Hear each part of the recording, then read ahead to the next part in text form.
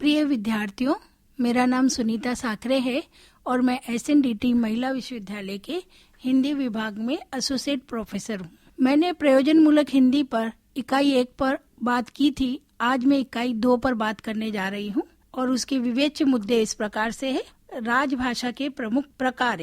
राजभाषा के प्रमुख प्रकार के अंतर्गत टिप्पण, प्रारूपण, संक्षेपण, पल्लवन और पत्र लेखन आदि आते हैं। सरकारी कार्यालय में टिप्पण तथा मसौदा लेखन का प्रयोग आमतौर पर किया जाता है। इसका कारण यह है कि इन समस्त सरकारी कार्यालयों में फाइलों का प्रचलन अत्यधिक है। कार्यालय में पत्र आने के पश्चात उसके निपटान तक उसे एक विशिष्ट पद्धति के अनुसार विशिष्ट प्रक्रिया से होकर गुजरना पड़ता है। जैसे आवतियों पर कार्यवाही, मंत्रालय के नाम आए हुए सभी पत्र आदि, जिसे कार्यालय की भाषा में आवती कहते हैं, मंत्रालय की केंद्रीय रजिस्ट्री में आते हैं और तब वे अलग अलग अनुभागों में बांट दिए जाते हैं। जहां तक हो सके रजिस्ट्री कहीं ऐसी जगह पे होती है जहां से वो सभी अनुभागों तक समान रूप से जल्दी पहुंचाई जा सके। कार्यालय के समय में आवती क्लर्क द्वारा दी जाती है। प्रत्येक अधिकारी से ये आशा की जाती है कि यदि वह दौरे या छुट्टी पे जाए तो अपनी अनुपस्थिति में आवतियों को लेने और उन पर कार्यवाही करने का भी प्रबंध कर जाए। यदि वो इस प्रकार का कोई प्रबंध न करे तो उनके नाम आए पत्र आदि आवती क्लर्क देता है और उसकी पावती देता है। इस तरह कार्यालय में कामकाज चलता है। राजभाषा प्रकार का पहला स्तर जो है वो प्रारूप लेखन से प्रारंभ होता है। अब यहाँ पे हम जानेंगे कि प्रारूपण किसे कहते हैं। प्रारूपण से संदर्भित कार्य की रूपरेखा स्पष्ट की जाती है। सरकारी कार्यालयों में वे ही व्यक्ति कुशल माने जाते हैं जो पत्रों के आलेखन में सिद्धहस्त होते हैं। आलेखन में कुशलता प्राप्त करने के लिए भाषा का अच्छा ज्ञान ही नहीं, उस पर अधिकार भी बहुत जरूरी है। साथ ही पत्रों के विविध रूपों की जानकारी भी बहुत आवश्यक है। प्रारूपण को आलेखन भी कहते हैं।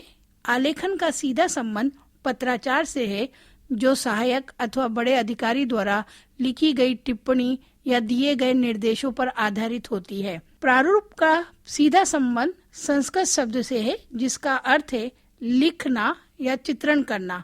इसके लिए उर्दू में तहरीर शब्द है, जिसका अर्थ है हाथ की लिखावट, लेख पत्र, लिखत अथवा दस्तावेज। अंग्रेजी में इसे ड्राफ्टिंग कहते हैं। प्रारूपण अथवा मसौदा तैयार करने के लिए पहले तो ये निश्चय कर लेना चाहिए कि पत्राचार के किस रूप में मसौदा तैयार करना है। उसके बाद निर्देश हुआ है, कहना है, किया जाए, किया जा रहा है, किया जाएगा, किया जाना चाहिए जैसे आदेशात्मक, सुझावात्मक, परामर्शक क्रियापदों का प्रयोग किया जाता है। प्रारूपण के प्रारंभ में संदर्भ अथवा पत्र अंक दे के मुख्य भाग का प्रारंभ आवश्यकता अनुसार निम्नलिखित प्रकार से किया जाता है, जैसे पत्र संख्या देश के संदर्भ में, या टेलीफोन पे हुई वार्ता के संबंध में, या देश पत्र संख्या देश के आगे, या मुझे ये कहना है या निर्देश हुआ है। अर्ध सरकारी पत्र के प्रारंभ में प्रिय श्री देश के साथ नाम लिखा जाता है। अधोलेखन में भवदी के स्थान पर आप का प्रयोग किया जाता है। मसौदे की भाषा में करे का प्रयोग अधिक किया जाता है। सामान्यतः निम्नलिखित पदबंधों उपवाक्यों का प्रयोग अधिक किया जाता है। इस मामले पर विचार करें, अपने सुझावों से मुझे अवगत कराएं या वांछित सूचना यथाशीघ्र भिजाने की व्यवस्था करें। सरकारी प्रकरण में 2 प्रकार की स्थितियां देखने को मिलती है। पहली, सामान्य मामले। सामान्य मामले की कार्यवाही करने की प्रक्रिया सरल और सीधी होती है। ऐसा मामला या इसके जैसा बार बार आता रहता है तो उस पर मानक प्रारूप पहले से तैयार रहते हैं। उन पर की जाने वाली कार्यवाही के अनुसार पहले से बना मसौदा निकालकर यथा आवश्यक संशोधन कर लगा दिया जाता है। कभी कभी सीधे ही स्वच्छ प्रति भी टाइप कर दी जाती है और सक्षम अधिकारी के पास हस्ताक्षर के लिए भेज दी जाती है। कुछ मामले जटिल होते हैं। टिप्पण के अनुसार संबंधित व्यक्ति प्रारूप तैयार कर और संकेतक लगा के सक्षम अधिकारी के पास हस्ताक्षर के लिए भेज देता है। टिप्पण की ओर मात्र पदनाम लिखकर संक्षिप्त टिप्पणी के साथ प्रेषित करता है। अनुमोदन की स्थिति में सक्षम अधिकारी तारीख सहित हस्ताक्षर करता है, जिसके अनुसार वह स्वच्छ प्रति यथासंभव पेश कर देता है। प्रारूप तैयार करते समय कुछ परंपराओं का ध्यान रखना भी लिपिक के लिए या अधिकारी के लिए आवश्यक समझा जाता है। कुछ इस प्रकार से, प्रारूप में जो कुछ लिखना है, कहना है, वह सरल, सुबोध, स्पष्ट तथा बोधगम्य भाषा में होना चाहिए। यथासंभव विस्तार तो किया जा सकता है, पर सामान्यतः संक्षिप्तता का ध्यान रखना बहुत जरूरी है। वाक्य छोटे छोटे होने चाहिए। बात को बढ़ाकर या घुमाव देकर प्रस्तुत करना अच्छा नहीं माना जाता। केंद्रीय सरकार के मंत्रालय, विभाग में भेजे जाने वाले सरकारी पत्र में यह बात विशेष रूप से उभरनी चाहिए कि यह पत्र सरकार के अनुदेश के अनुरूप जारी किया जा रहा है। प्रारंभ में तो मुझे निर्देश हुआ है, वाक्य से ही किया जाना चाहिए, पर प्रत्येक पैरा में ये लिखना आवश्यक नहीं है।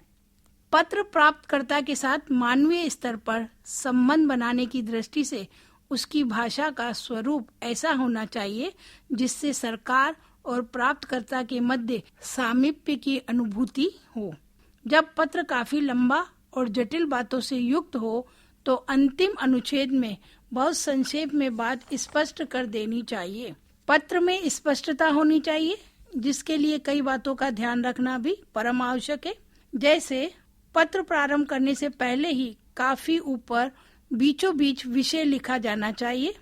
अगर पहले से ही पत्राचार चल रहा है तो पूर्व संदर्भ का निर्देश भी कर देना चाहिए।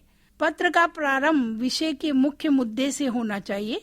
अगर कई मुद्दे हो तो प्रत्येक पैरा में एक मुद्दा होना चाहिए। अंतिम पैरा में स्पष्टता से निर्णय की सूचना होनी चाहिए।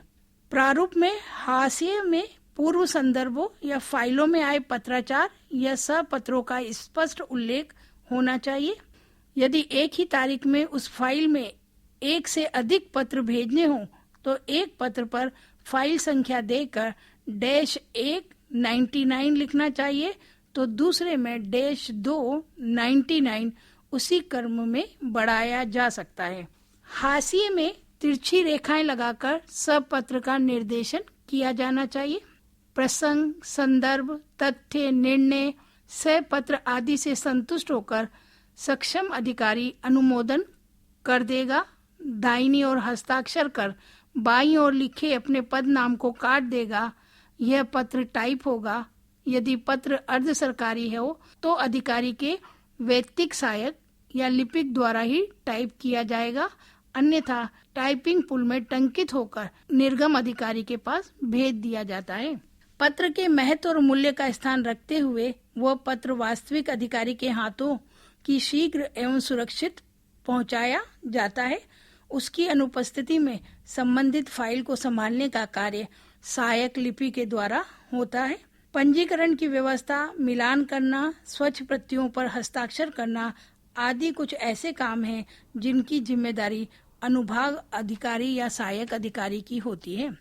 प्रारूपण लेखन अपने आप में एक कला है जिसमें छोटा अधिकारी, सहायक, अवर सचिव, अनुभाग अधिकारी भी निपुण हो सकता है। इसके पीछे अनुभव, परंपराओं का ज्ञान, नियमों की जानकारी आदि बहुत जरूरी बातें हैं। इनके माध्यम से पत्र को सुव्यवस्थित और क्रमबद्ध रूप से पहुंचाया जा सकता है। राजभाषा के कार्यों में टिप्पण लेखन जो है उसका प्रचलन भी सबसे ज्यादा होता है। विद्यार्थियों, अब मैं यहाँ टिप्पण लेखन पर कुछ बोलने जा रही हूँ, आपको बता रही हूँ। टिप्पण किसे कहते हैं? केंद्रीय सरकार का पत्र व्यवहार व्यक्ति से हो या संस्था से, संस्थान से हो या निकाय से, निगम से, सरकार के स्वामित्व से, स्वायत्त शासी संस्था से हो, भारत के नियंत्रक और महालेखक परीक्षक से हो, निर्वाचन आयोग से हो या संसद सदस्य से हो, ये सारा कार्य टिप्पण और प्रारूपण की वैसाखियों के सारे ही होता है। टिप्पण से टीपना, नकल करना, देखकर लिखने का भाव छिपा है, जिसका भावार्थ होता है प्रविष्ट करना या लिखित करना या लिखित द्वारा संकेत करना। टिप्पणी लिखने का कार्य प्रायः संबंधित कर्मचारी ही करता है। संबंधित कर्मचारी से मतलब है कार्यालय के स्तर और प्रकरण के महत्व के अनुरूप अवर श्रेणी लिपिक उच्च श्रेणी लिपिक, सहायक आदि से होता है। वह प्रकरण की प्रारंभिक जांच कर उसमें गोता लगाकर अपेक्षित प्रसंग संदर्भ का हवाला देते हुए संकेतकों के साथ टिप्पणी लिखता है। इसका मतलब ये नहीं है कि बड़ा अधिकारी टिप्पण नहीं लिखता, वह भी लिखता है और लिखवाता भी है। वह अधिकारी ही क्या, जो अपने पद और गरिमा के अनुरूप अपने सहायक की टिप्पणी में कुछ जोड़े या घटाए नहीं। इसलिए वह कुछ ना कुछ सुव्यवस्थित करता है, उसमें हाँ या ना करता है। ये सक्षमता तभी आ पाती है जब वह स्वयं गोते लगाता है। उसके लिए सामयिक अध्ययन अनिवार्य है, आवश्यक है। यदि वह स्वयं निपटान में समर्थ नहीं है तो यह प्रकरण समझ में ही नहीं आएगा, क्योंकि वरिष्ठ अधिकारी उस प्रकरण के संबंध में कुछ भी जान सकता है और पूछ सकता है। वह उसकी टिप्पणी से सहमत भी हो सकता है और असहमत भी। यदि उसे अपने से ऊपर भेजना होता है तो उसकी भी अपनी एक जिम्मेदारी होती है। इसलिए बिना समझे बूझे आवती नहीं भेजी जाती टिप्पणी। इस तरह मूल रूप में लिखी गई टिप्पणी में निपटान सक्षम अधिकारी के पास पहुंचते पहुंचते कुछ न कुछ जुड़ता ही चला जाता है। तभी तो होता है प्रकरण निपटान, अंतिम निपटान। वरिष्ठ अधिकारी को पूरा अधिकार है कि वो अपने कनिष्ठ की टिप्पणी से सहमत या असहमत हो, मगर उसे अपने कनिष्ठ द्वारा प्रस्तुत टिप्पणी में संशोधन, परिवर्धन नहीं करना चाहिए। नहीं तो अगर वह चाहे तो अलग से नीचे लिख सकता है। इसी प्रकार लौटती यात्रा में जो निपटान सक्षम अधिकारी ने लिखा है या निपटान की सहमति प्राप्त करने से पूर्व लिखा गया है, उसमें कोई परिवर्तन नहीं होना चाहिए। ये कार्य करना आपत्तिजनक है, क्योंकि जो कुछ भी अनुदेश आदेश दिए गए हैं मूल प्रस्तुत लिखित के आधार पर किए गए हैं। लिखी हुई टिप्पणी पर या उसके अंश के छिपाने के उद्देश्य से चिथड़ना, शाई फैलाकर बिगाड़ना, रबड़ से रगड़ कर अस्पष्ट कर देना, काट-छाट करना उसे अस्पष्ट बता देता है। ऐसा काम नहीं किया जाना चाहिए। उस पर कागज नहीं चिपकाना चाहिए, बल्कि संशोधन की व्यवस्था में उसे पूर्ववत बनाए रखकर पुनः आगे टिप्पणी की जानी चाहिए। अंतर विभागीय टिप्पणी के संदर्भ में ध्यान रखना चाहिए कि प्राप्तकर्ता विभाग अपनी राय, व्यवस्था, सहमति आदि देने के लिए विस्तृत जात की अपेक्षा रखता है। यह कार्य अलग से नेमी टिप्पणियों के द्वारा संपन्न होना चाहिए और जब अंतिम निर्णय निकालें तब उस पर फाइल कर दिया जाए, लिखा जाना चाहिए। सारांश रूप में टिप्पणी सामान्यतः स्वतः स्पष्ट, अनुभागीय, विभागीय, अंतर्विभागीय, नेमी या स्थायी रूप में प्रस्तुत की जाकर किसी प्रकरण को संक्षिप्त रूप में या श्री गणेश करने या स्पष्ट टिप्पणी द्वारा प्रस्तुत की जाती है। इस उद्देश्य की पूर्ति सरल, सुबोध, संक्षिप्त भाषा समता पर निर्भर करती है। इसकी औपचारिकता की पूर्ति के लिए टिप्पणी अंश में शीर सफेद और अंगूरी रंग के कागज विशेष में लिखी जाती है। मूल आवती संख्या के साथ फाइल विभाग में जो पृष्ठ संख्या है उसको पेंसिल से लिखा जाता है। उपयुक्त प्रणाली का ध्यान रखकर टिप्पणी लिखकर टिप्पणी लेखक को टिप्पणी के नीचे बाईं ओर हस्ताक्षर कर या इनिशियली करना जरूरी होता है। जिस अधिकारी के पास ये टिप्पणी भेजनी है यानी मार्क करनी है, उसका पदनाम अपने हस्ताक्षर के नीचे लिख देना चाहिए। यदि वह टिप्पणी और भी आगे जानी है, वरिष्ठ अधिकारी के पास भेजी जानी है, तो उस हस्ताक्षर के नीचे कुछ स्थान छोड़कर अन्य पदनाम मार्क कर देने चाहिए। यही क्रम निपटान अधिकारी के पदनाम तक चलता है। इस प्रकार पूर्ण सतर्कता के साथ टिप्पणी लिखी जाती है। ये काम करना किसी रचना लिखने से कम नहीं होता। टिप्पणी लेखक को भलीभांति सोच लेना चाहिए कि वह तटस्थ रूप से कार्य संपादित करे। इसलिए उसे निम्नलिखित बातों को ध्यान में लाना चाहिए। भ्रम रहित शब्दावली का प्रयोग किया जाना चाहिए। भाषा सुबोध होनी चाहिए। वाक्य छोटे छोटे होने चाहिए और सरलता के साथ समझाए जाने चाहिए। ये तभी संभव होता है जब वो शब्दाडंबर में ना उलझे। शब्द ही नहीं बल्कि वाक्यांश से भी उसे बचना चाहिए। उसके बिना काम नहीं चल सकता। कम से कम उपयोग में लाई जानी चाहिए। टिप्पण में भाषा ज्ञान उतना आवश्यक नहीं है जितना तथ्य संबंधी ज्ञान का प्रस्तुतिकरण। बड़े बड़े बोझिल अप्रचलित विदेशी शब्दों का प्रयोग नहीं करना चाहिए। स्पष्ट आदेशात्मक भाषा में वाक्य हो तो अच्छा है। यदि भाषा और शैली में विविधता लानी हो तो वो विविधता सरलता और सुबोधता के द्वारा ही लाई जानी चाहिए। विद्यार्थियों, यहाँ हमने टिप्पण के बारे में जाना। कार्यालयी भाषा, जिसे राजभाषा कहते हैं, राजभाषा कार्यालय में जो काम सबसे ज्यादा किया जाता है वो प्रारूपण और टिप्पण के माध्यम से ही अधिक किया जाता है। अब हम अगले मुद्दे पर यहाँ विचार करेंगे। अगला मुद्दा है संक्षेपण। विस्तार में कही गई अथवा लिखी गई किसी बात को कम शब्दों में कहना या लिखना संक्षिप्त लिखने की कला है। किसी भी लंबे विवरण या वक्तव्य को कम शब्दों में लिखना भी एक कला है।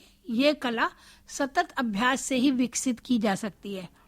संक्षिप्त रूप से कहना या लिखना समास पद्धति कहलाती है, जिसका प्रचलन प्राचीन भारत में पर्याप्त रूप से था, जिसका विकास निरंतर होता रहा है। आज व्यवहार में जो संक्षेपण का प्रचलन है वह अंग्रेजी शब्द प्रेसी का समानांतर है, जो वस्तुतः फ्रेंच भाषा का विशेषण है। किसी पद्यांश या गद्यांश के मुख्य भाव या विचार को छोड़े बिना उसका संक्षेप लिखना सार कहा जाता है। सार लेखन मुख्यतः प्रेसी राइटिंग है। सार लेखन के अतिरिक्त संक्षेपण, संक्षेपीकरण शब्दों का प्रयोग भी आमतौर पर किया जाता है। सार लेखन होता क्या है?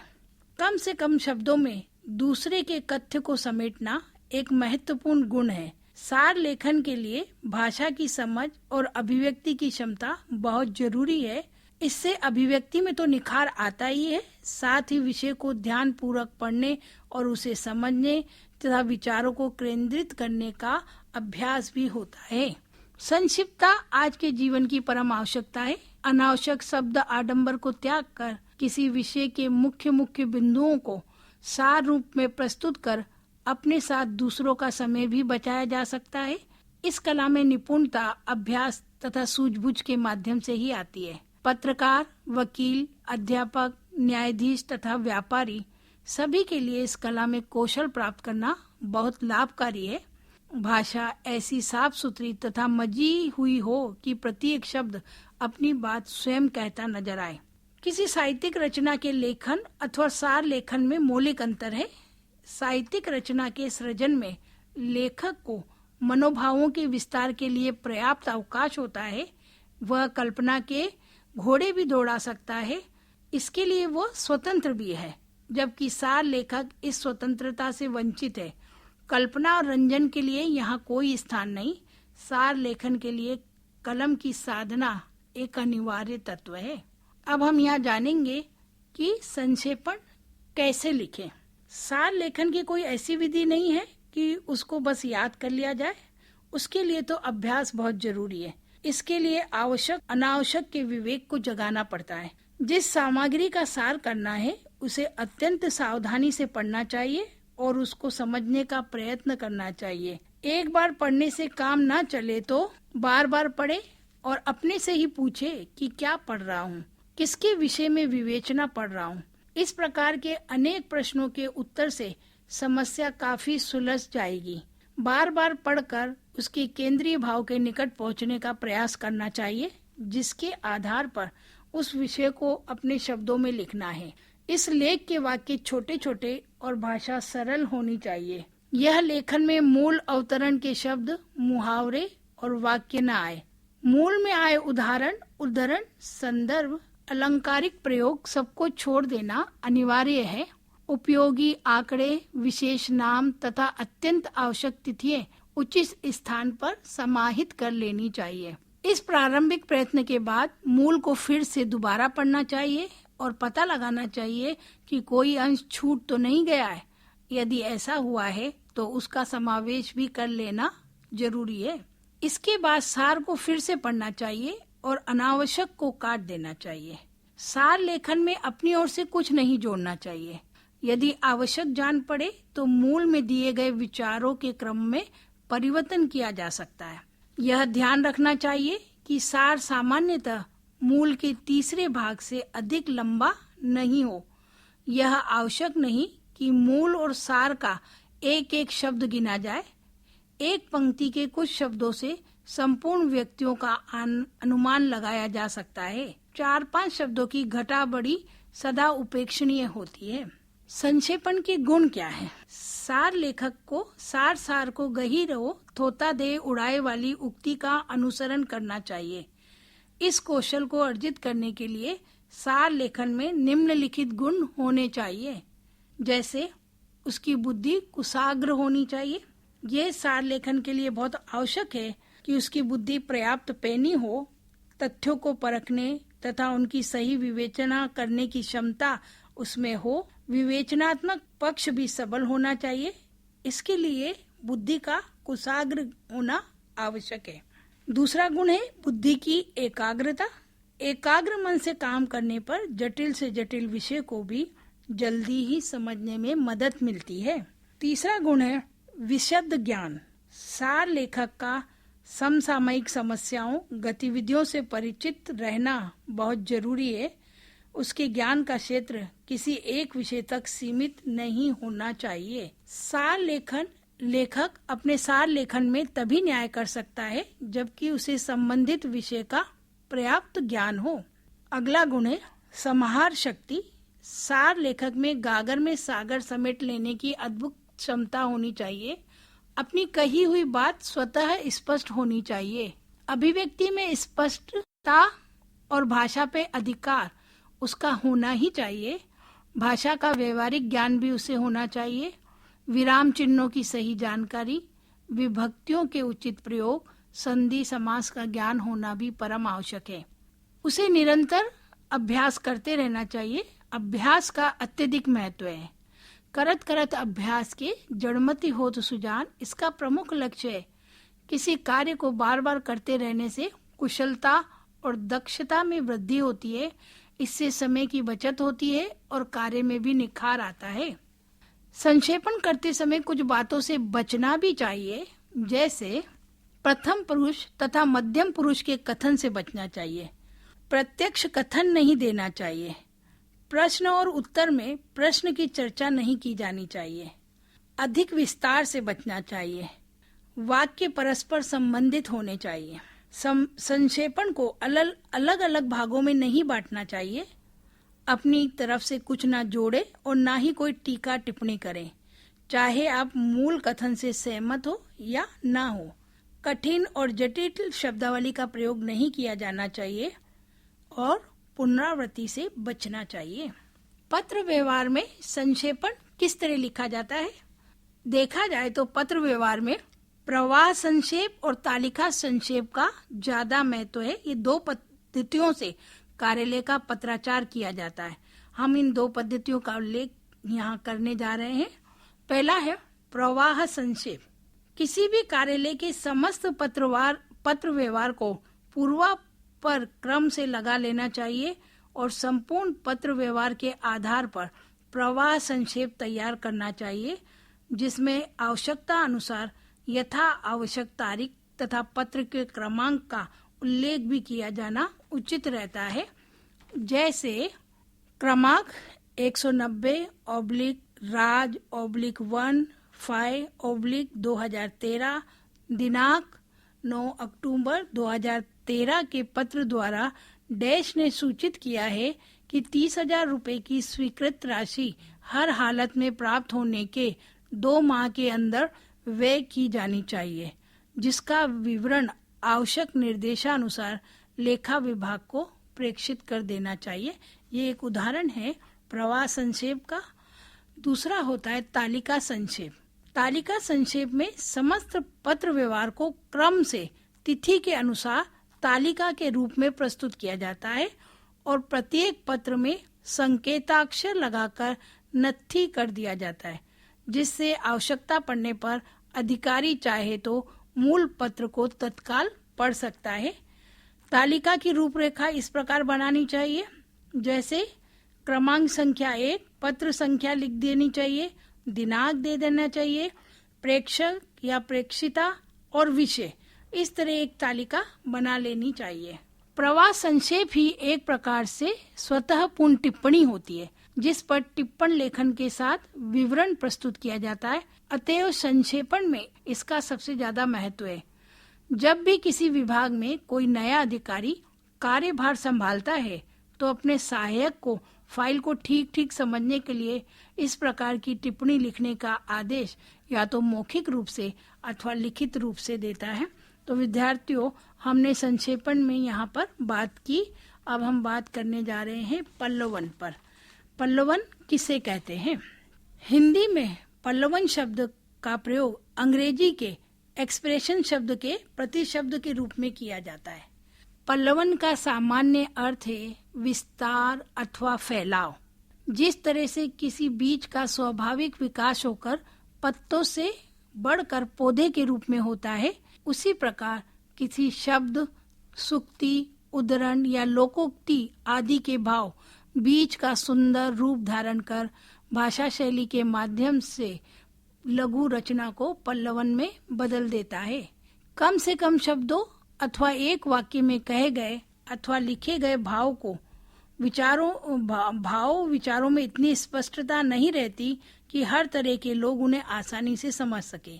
एक सदैव लेखक का बड़ा गुण यह है कि वह कम से कम शब्दों में अधिक से अधिक बातें लिखे, गागर में सागर भर दे। साथ ही हिंदी में ऐसी हजारों सूक्तियां और कहावतें हैं जिनको अर्थ विस्तार के उपरांत ही समझा जा सकता है। ऐसी कई पंक्तियां हैं जो भाव विस्तार के उपरांत और अधिक भाती है। इसलिए कहा जा सकता है कि किसी सूक्ति, उद्धरण, लोकोक्ति, काव्य पंक्ति आदि के भाव और विचारों को सहज और सुंदर रूप में विस्तार से कहना पल्लवन है। विद्वानों ने पल्लवन की कई परिभाषा दी है। डॉक्टर राजेंद्र प्रसाद सिन्हा लिखते हैं, पल्लवन का अर्थ होता है पल्लव उत्पन्न करना, अर्थात विषय का विस्तार करना। इस प्रकार पल्लवन और व्याख्या में बहुत कुछ साम्य है। हाँ, व्याख्या में प्रसंग निर्देश तथा आलोचना की भी आवश्यकता होती है, पर पल्लवन में नहीं होती। डॉक्टर वासुदेव नंदन प्रसाद लिखते हैं, किसी सुगठित अथवा गुम्फित विचार अथवा विस्तार को पल्लवन कहते हैं। अब पल्लवन की विशेषता पर हम बात करेंगे। पल्लवन भाव या विचारों का मात्र विस्तार नहीं है, बल्कि यह एक सृजनात्मक प्रक्रिया है। इसमें लेखक की प्रतिभा, परिश्रम तथा व्यक्तित्व का विकास दिखाई देता है। एक आदर्श पल्लवन उसे माना जाता है जिसमें लेखक की प्रतिभा और लेखन कौशल के सभी आयाम स्पष्ट रूप कर उभर कर आए। इस दृष्टि से पल्लवन की निम्नलिखित विशेषताएं हैं। पहली है गद्यात्मक रचना। भाव, विचार या विस्तार गद्य और पद्य दोनों में होता है, लेकिन पल्लवन मूलतः एक गद्य रचना है। गद्यात्मक उसकी प्रकृति है। तर्कपूर्ण विवेचन विश्लेषण के लिए पद्य की अपेक्षा गद्य विशेष रूप से सहायक होता है। इसलिए प्राचीन काल में भी किसी सूत्र या कारिका के भाष्य या व्याख्यान विश्लेषण के लिए गद्य को ही चुना जाता था। दूसरी विशेषता है सृजनात्मकता। पल्लवन लेखक के लिए सृजनशीलता होना बहुत आवश्यक है और यह प्रतिभा और अभ्यास के द्वारा ही आ पाती है। जब हम एक ही विषय पर विभिन्न व्यक्तियों से एक साथ एक ही समय में पल्लवन कराते हैं तो सभी की प्रस्तुति भिन्न भिन्न होती है। उनमें विषय प्रतिपादन, दृष्टिकोण, विजन, वैचारिकता और व्यंजनात्मकता सभी अलग अलग होती है। इसलिए कहा जा सकता है कि सभी की सृजनात्मक क्षमता अलग होती है। इसलिए पल्लवन में सृजनात्मकता का अत्यधिक महत्व है। तीसरी विशेषता है मौलिकता। मौलिकता से तात्पर्य है नवीनता। किसी विषय पर अब तक उपलब्ध भावानुभूति, विचार या प्रस्तुतिकरण की दृष्टि से जब कोई लेखक नवीनता लाता है तो उसे मौलिकता कहा जाता है। मौलिकता में व्यक्ति का निजी अनुभव, दृष्टिकोण, विश्लेषण प्रकट होता है। पल्लवन का एक महत्वपूर्ण गुण उसका मौलिक होना है, क्योंकि यह एक सृजनशील गद्य रूप है। मौलिकता कलात्मकता, सृजनता का प्रमाण होती है। कथित विषय पर मौलिक चिंतन एवं भाषा शैली में नवीनता पल्लवन की मौलिकता से उजागर होती है। कल्पनात्मकता भी होनी चाहिए। सृजनशीलता और मौलिकता की आधार भूमि लेखक की कल्पनाशीलता होती है। कल्पनाशीलता के द्वारा नीरस विषय को भी सरस और व्यंजनापूर्ण बनाया जा सकता है। लेखक की प्रतिभा, अभ्यास, अध्ययन, विचार और अनुभूति को कल्पना का स्पर्श देने से वो ज्यादा अर्थपूर्ण हो जाती है। पल्लवनकार उन्मुक्त भी होना चाहिए। सहज होकर लिखना उसे बहुत आवश्यक है, तभी वो पूर्वग्रह से प्रेषित होकर अपने चिंतन और मनन को अभिव्यक्ति दे पाएगा। प्रवाहमयता होनी चाहिए, सहजता होनी चाहिए, उक्ति वैचित्र भी उसमें होना चाहिए कि वो अपने भाव और कथन की भंगिमाओं को निजी रूप में प्रस्तुत कर सके, तभी वो कुछ मौलिक कह पाएगा। शब्द चयन और भाषा लालित्य होना भी बहुत जरूरी है। तो एक पल्लवन लिखते समय लेखक को इन सारी बातों को ध्यान में रखना चाहिए। अब हम पल्लवन का रचना विधान क्या है उसके बारे में बात करेंगे। पल्लवन अपने आप में एक मौलिक रचना है। इसकी अपनी रचना प्रक्रिया और भाषिक संरचना होती है। आदर्श पल्लवन लेखन के लिए इसी रचना विधान का अनुसरण करना बहुत आवश्यक है, जिसका संक्षिप्त परिचय इस प्रकार से है। पल्लवन लेखन की रचना विधान में पहला विषय है विषय का चयन। विषय पल्लवन का बीज रूप है। जिस तरह किसान मिट्टी की प्रकृति और आबोहवा के अनुकूल बीज का चयन करता है, उसी प्रकार अपने अनुभव, रुचि एवं प्रतिभा के अनुरूप विषय चयन पल्लवन लेखक की पहली कसौटी होता है। व्यक्ति जब किसी विषय पर विचार व्यक्त करता है तो उस विषय के अनुरूप उसके व्यक्तिगत अनुभव, सुनी सुनाई बातें संयोजित होने लगती है। उसकी प्रतिभा कल्पना का आश्रय लेकर तर्क वितर्क करने लगती है। इसलिए विषय के चुनाव में ये ध्यान रखना बहुत जरूरी है कि किस विषय पर हम सर्वाधिक विचार करने की क्षमता रखते हैं। अनुभव शून्य विषय का पल्लवन या तो वाग विलास होता है या बेकार की बकवास। इसलिए विषय चयन बहुत जरूरी है। दूसरा है चिंतन मनन। विषय का अर्थ स्पष्ट करना, विषय को सिद्ध या असिद्ध करने का निर्णय लेना, अर्थ में सूत्र पकड़ते हुए विभिन्न अंशों की व्याख्या करना, व्याख्या के लिए उपयुक्त दृष्टांत या उदाहरण देना, अंत में निष्कर्ष देना पल्लवन की प्रक्रिया है। अधिक से अधिक सामग्री संचयन का कार्य इसी दौरान किया जाता है। चिंतन मनन के बिंदु द्वारा कागज पर लिखना अपने अनुभव सुविधाजनक हो जाते हैं। उसके बाद सामग्री चयन करना चाहिए। सामग्री चयन हो जाने के बाद पल्लवन एक संक्षिप्त रचना के रूप में अपना औचित्य परखने में स्पष्ट हो जाती है। लेखन में भाषा को बहुत बढ़ावा दिया जाना चाहिए। भाषा एकदम मजी और सदी हुई होनी चाहिए। हमें उसके बाद पुनरावलोकन करना चाहिए। पुनरावलोकन करने के लिए हमें निम्नलिखित बातों का ध्यान रखना चाहिए। विषय चिंतन के संग्रहित सभी पहलुओं की अभिव्यक्ति हो पाई है या नहीं, इसे देखना चाहिए। लिखित सामग्री में वर्तनी, वाक्य विन्यास अथवा विराम चिन्हों का सही प्रयोग हुआ है या नहीं, ये भी ढूंढना चाहिए। रचना पाठक की दृष्टि से सरस प्रभावी हुई है या नहीं, इसे भी ध्यान में लाना चाहिए। पल्लवन में अनापेक्षित विस्तार तो नहीं हुआ है, इसे भी जांचना चाहिए। उसके बाद उसका अंतिम पार्ट जो है वो लिखा जाता है। अब हमें यहाँ पर कुछ उदाहरणों के माध्यम से पल्लवन समझाना चाहूंगी। पल्लवन के कुछ उदाहरण, जैसे बहुत सारी सूक्तियां हमारे समाज में प्रचलित है, अगर उन्हें विस्तार से हम समझाएं तो वो और भी ज्यादा ग्राह्य और प्रभावशाली हो सकती है। जैसे करत करत अभ्यास के जड़मत होत सुजान। भारतीय जीवन में लोकोक्ति के रूप में प्रसिद्ध ये पंक्ति वस्तुतः एक लोक प्रसिद्ध दोहा है। इसका पूरा रूप इस प्रकार से है, अगर इस दोहे को हम पूरा करें तो करत करत अभ्यास के जड़मति होत सुजान, रसरी आवत जात पे सिल पर होत निशान। अर्थात निरंतर अभ्यास करते रहने से मूर्ख भी ठीक उसी प्रकार से एक विद्वान बन सकता है, जिस प्रकार से पत्थर पर रस्सी के बार बार आने से उस पर निशान पड़ जाता है। बहुत से विद्वान इस दोहे का संबंध संस्कृत के प्रसिद्ध विद्वान आचार्य बोपदेव से जोड़ते हैं। कहते हैं कि बोपदेव मंद बुद्धि छात्र थे। अध्यापक उन्हें प्राय झिड़कते रहते थे, सहपाठी भी उन्हें चिढ़ाते तथा मूर्ख बनाते। एक दिन आचार्य ने उन्हें गुरुकुल से निकाल दिया। बेचारे बोबदेव करते क्या, वे दुखी मन से चले जा रहे थे। रास्ते में उन्हें प्यास लगी। वे पानी पीने के लिए कुएं पे गए। वहां उन्होंने कुएं के पत्थर पर निशान देखे। उन्होंने पानी भरने के लिए आई एक युवती से पूछा कि कुएं की मुंडेर पर निशान क्यों है। बोबदेव के इस प्रश्न को सुनकर युवती हंस पड़ी और बोली, तुम्हें इतना भी नहीं मालूम?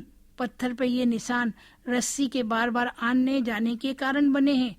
बोबदेव सोचने लगे, यदि रस्सी के बार बार आने जाने से पत्थर पर निशान बन सकते हैं तो बार बार पढ़ने से मुझे विद्या क्यों नहीं आ सकती।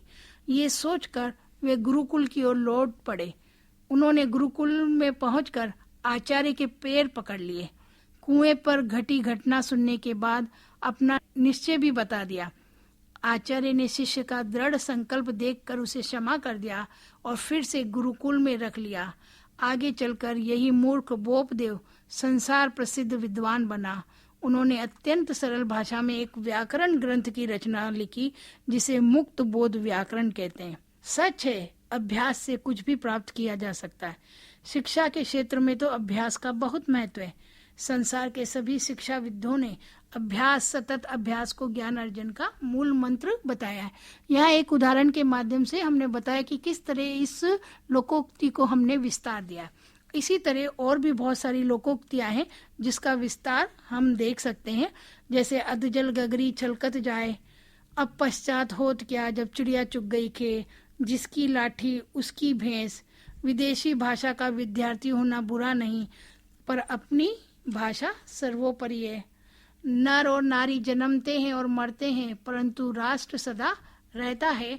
ये ऐसे बहुत से उदाहरण हमें देखने को मिलते हैं जिसका विस्तार हम किसी भी अपने अनुभव से या कहानी के द्वारा उसे दे सकते हैं। विद्यार्थियों, यहाँ हमने राजभाषा के प्रकारों के अंतर्गत प्रारूपण, टिप्पण, संक्षेपण और पल्लवन को देखा। इन सभी में भी सबसे ज्यादा प्रारूपण और टिप्पण पर काम कार्यालयों में अधिक किया जाता है, क्योंकि यहाँ पर फाइलें सबसे ज्यादा आती है और फाइलों को निपटाने तक संबंधित कर्मचारी और अधिकारी को कई स्तर पर काम करना होता है। ये राजभाषा के प्रकारों के अंतर्गत आता है। अब इकाई 2 का ही अंतिम मुद्दा है पारिभाषिक शब्दावली। पारिभाषिक शब्दावली कहते किसे हैं, इसके निर्माण की प्रक्रिया क्या है, अब हम इसके ऊपर बात करेंगे। पारिभाषिक शब्द अंग्रेजी के टेक्निकल शब्द का हिंदी अनुवाद है। यह ग्रीक के टेक्निकल से बना है। इसका अर्थ होता है विशेष कला अथवा विज्ञान अथवा कला के बारे में। पारिभाषिक शब्द वह है जो किसी विशिष्ट ज्ञान के क्षेत्र में एक निश्चित निर्धारित अर्थ में प्रयोग होता है। विभिन्न विद्वानों ने पारिभाषिक शब्दावली की परिभाषाएं दी हैं। भोलानाथ तिवारी लिखते हैं, पारिभाषिक शब्द ऐसे शब्दों को कहते हैं जो रसायन, भौतिकी, दर्शन, राजनीति आदि विभिन्न विज्ञानों या शब्दों के शब्द होते हैं जो अपने अपने क्षेत्र में विशिष्ट अर्थ में सुनियोजित रूप में परिभाषित होते हैं। अर्थ और प्रयोग की दृष्टि से निश्चित रूप से परिभाषित होने के कारण ही ये शब्द पारिभाषिक शब्द कहे जाते हैं। पारिभाषिक शब्दावली की आवश्यकता अनुवाद की अनिवार्यता है। बिना पारिभाषिक शब्दावली के अनुवाद संभव नहीं है, इसलिए उसके निर्माण की प्रक्रिया पे एक नजर रखना आवश्यक है। पारिभाषिक शब्दावली निर्धारण और सिद्धांत, इसके ऊपर हम बात करेंगे। शब्दावली निर्माण की प्रक्रिया हमारे यहाँ बहुत पुरानी है, किंतु 1871 में अंग्रेजी हुकूमत ने एक ऐसी समिति बनाई जो यूरोपीय विधि और वैज्ञानिक शब्दावली के रूपांतरण की नीति बने। श्री राजेंद्र लाल मिश्र जो इस समिति के सदस्य थे, उनके नेतृत्व में a scheme for the reading of European scientific terminology into the vernacularism of India शीर्षक से सन 1877 ईस्वी में प्रकाशन हुआ। इसके बाद काशी नागरी प्रचारिणी सभा वाराणसी द्वारा इस दिशा में काम किया गया। साहित्य सम्मेलन प्रयाग द्वारा भी अच्छा काम किया गया। डॉक्टर रघुवीर ने अक्रमहेवी इंग्लिश हिंदी डिक्शनरी का निर्माण किया, लेकिन आजादी के बाद हमारी नई आवश्यकता के अनुरूप पारिभाषिक शब्दावली के लिए विभिन्न नियमों के विशेषज्ञों की समिति बनाई गई। परीक्षण के लिए ये समिति के पास भेजी गई। आयोग ने शब्दावली निर्माण के सिद्धांत को इस रूप में स्वीकार किया, जैसे अंतर्राष्ट्रीय शब्दों को ज्यों की त्यों रखा जाना चाहिए, जैसे हाइड्रोजन, भौतिक मापक इकाई, वोल्टामीटर और बहुत ही प्रचलित शब्द रेडियो, पेट्रोल, प्रोटॉन, न्यूट्रॉन आदि आदि प्रतीक रोमन लिपि में ही लिखे जाएंगे। सेंटीमीटर का प्रतीकात्मक हिंदी में ऐसे ही प्रयुक्त होगा, लेकिन संक्षिप्त रूप से बिंदी और मी बिंदी लगा के हो सकता है। तीसरा, ज्यामितीय आकृति में भारतीय लिपि अ ब स का प्रयोग होगा, लेकिन त्रिकोणमितीय केवल रोमन लिपि साइन A क्रॉस B का ही प्रयोग किया जाएगा। संकल्पनाओं का अनुवाद, हिंदी प्राय का चुनाव करते समय सरलता, शुद्धता और सुबोधता का होना जरूरी है। सभी भारतीय भाषाओं के शब्दों में एक रूपता हो। ऐसे भारतीय शब्द जो खूब प्रचलित है उन्हें उसी रूप में लिखा जाना चाहिए, जैसे टेलीग्राम के लिए तार। विदेशी भाषा के प्रचलित शब्दों को ज्यों की त्यों machine, engine, litre, metre, torch आदि के रूप में ही लिखा जाना चाहिए। हिंदी में अपनाए गए विदेशी शब्दों का पुल्लिंग रूप ग्रहण किया जाना चाहिए। वैज्ञानिक शब्दों में संधि और समास का प्रयोग कम किया जाना चाहिए। इस प्रकार सिद्ध होता है कि पारिभाषिक शब्दावली के निर्धारण के लिए 4 पद्धतियां प्रचलित हैं। ये 4 पद्धतियां हैं: ग्रहण, अनुकूलन, संचयन और निर्माण। अब हम इनका बारी बारी से विस्तार में उसका अर्थ जानेंगे। ग्रहण प्रक्रिया के अंतर्गत यूरोपीय शब्द को ज्यों की त्यों स्वीकार कर लिया गया है, कारण श्रम एवं आर्थिक अपव्यय से बचा जा सके। दूसरी बात यह है कि अंतर्राष्ट्रीय शब्दावली के कारण हमारा संवाद वैश्विक धरातल पर स्थापित हो सकता है। तीसरी बात यह, इन शब्दों को विश्व के बहुत से देशों ने स्वीकार किया है, लेकिन इन शब्दों में नए शब्दों के निर्माण की क्षमता नहीं है। विश्व की भाषाओं में संस्कृत, लैटिन, ग्रीक और चीनी में नए शब्दों के गढ़ने की क्षमता है। इसका तात्पर्य ये नहीं कि हम विदेशी शब्दों से परहेज करें और अपने ही शब्द गढ़े। हमें ऐसे शब्दों को भी स्वीकार करना चाहिए जो लंबे समय से हमारे बीच परिचित हो, जैसे इंजन, मोटर, रेडियो आदि। दूसरी पद्धति है अनुकूलता। जब हम विदेशी शब्दों को ध्वनि समय के आधार पर अपनी भाषा के अनुकूल बना लेते हैं तो इस प्रक्रिया को अनुकूलन कहते हैं। जैसे एकेडमी को अकादमी, टेक्निक को तकनीकी, रिपोर्ट को रपट में बदल देना। इसी तरह बिजलीकरण, कंप्यूटरीकरण, इंजीनियरिंग अनुकूलित शब्द बन गए हैं जो पारिभाषिक शब्द के रूप में प्रयुक्त हो रहे हैं। तीसरी पद्धति है संचयन। अनेक बोलियों से, भाषाओं से शब्दों का संचयन कर उनके पारिभाषिक शब्द को एक रूपता देने का प्रयास संचयन कहलाता है।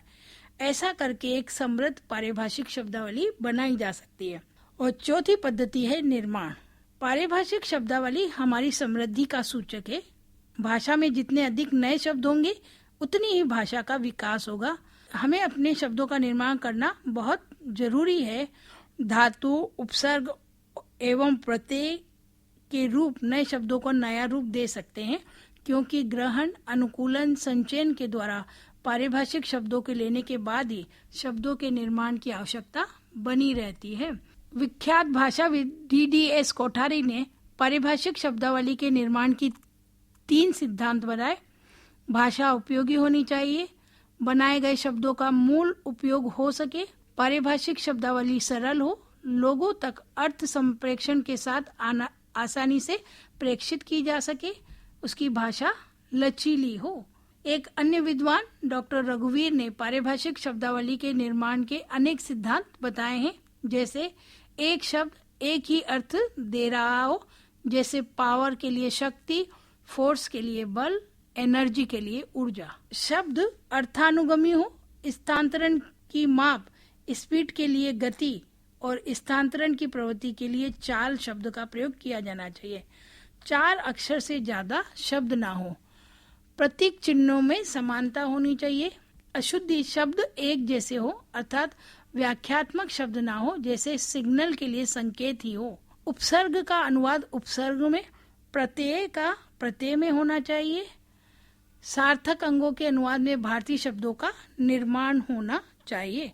तो विद्यार्थियों, यहाँ हमने देखा कि पारिभाषिक शब्दावली एक विशिष्ट क्षेत्र में प्रयुक्त की जाती है और ये एक विषय विशेषज्ञ द्वारा ही तैयार की जाती है। इसके लिए एक कमेटी बैठती है, एक समिति बनाई जाती है। ये पूर्णतः कृत्रिम शब्दावली होती है जो पहले से प्रचलित नहीं होती है, जो दैनिक सामान्य व्यवहार में इसका प्रयोग नहीं किया जाता है, बल्कि विशिष्ट कार्यालयों में, बैंकों में, डाकघर में इस शब्द का प्रयोग जो है वो अधिक से अधिक किया जाता है। धन्यवाद।